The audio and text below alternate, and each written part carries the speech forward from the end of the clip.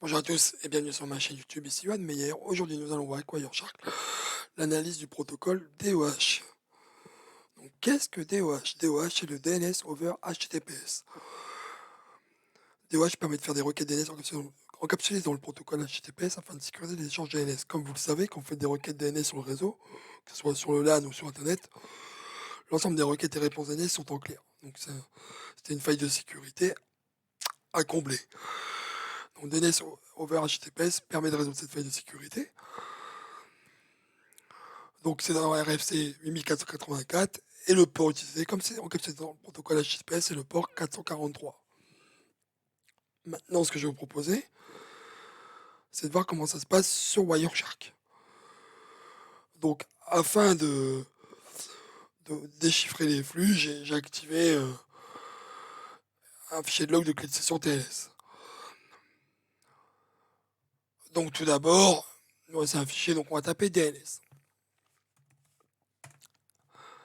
DNS, donc on voit les requêtes standards et des requêtes type DOH. Donc, ce qu'on peut remarquer, c'est que DOH est bien encapsulé son sport 443. Donc là, c'est une réponse, mais la requête standard query destination port 443. Donc, comment j'ai fait ça? Alors, j'ai fait ça avec Windows 11 pour activer le DOH. C'est très simple. Et dans paramètres, réseau et internet, je prends ma carte Wi-Fi. Je me suis trompé. Non, c'est bon. Là, Wi-Fi, je vais dans les propriétés du Wi-Fi. Attribution du serveur DNS, je fais modifier. Je mets manuel. IPv4. Là, on met un serveur DNS qui accepte le DOH et donc les serveurs de Cloudflare. Et là, je lui dis chiffrer uniquement sur DNS over HTTPS. Donc voilà comment j'ai fait pour pouvoir arriver à ce résultat. Donc ce qu'on va faire, on va prendre un flux pour LinkedIn, par exemple, faire un clic droit suivre flux TCP. Parce que moi, ce que je sais, c'est comment ça se passe.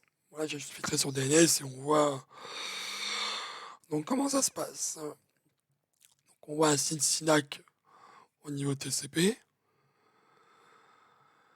client hello, serveur hello, et dans une session TCP, on voit qu'il peut faire des requêtes DNS. Donc au niveau d'HTTP, on voit qu'on utilise le post et avec une variable dire bah, je veux faire une requête DNS, donc application DNS-message. Alors, DNS query hein, surtout. Il est où le post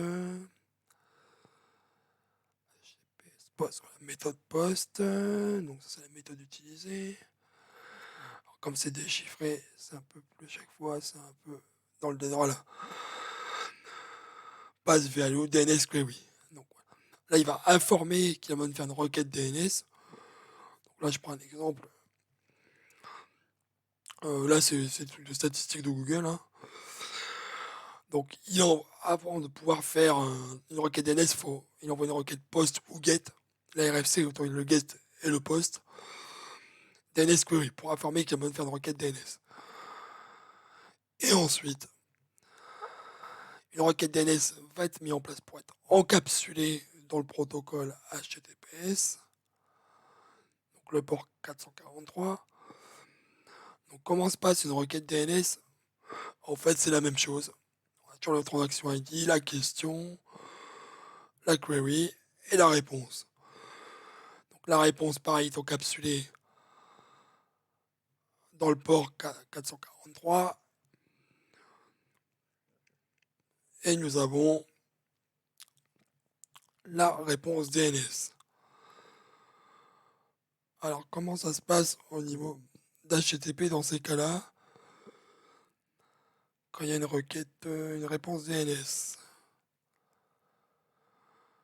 Donc, on a une application DNS message, ok, content type. Mais ce qui sera intéressant, c'est de trouver, est-ce qu'on a on a rien d'autre à part ça, je ne vois rien d'autre.